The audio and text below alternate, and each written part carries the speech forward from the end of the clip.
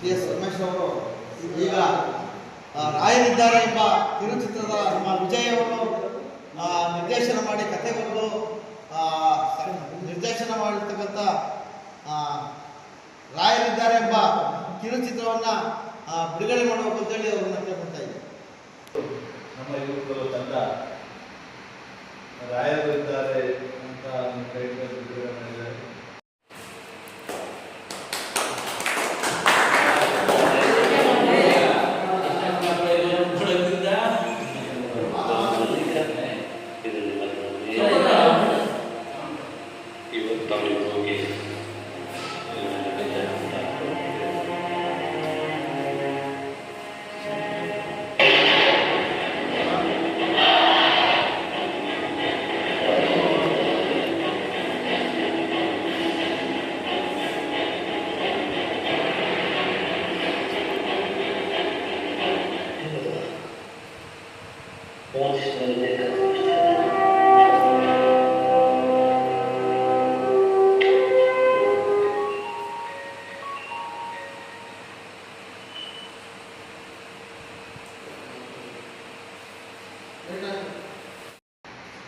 ಚಿತ್ರ ಯಶಸ್ವಿ ಕಾಣಲಿ.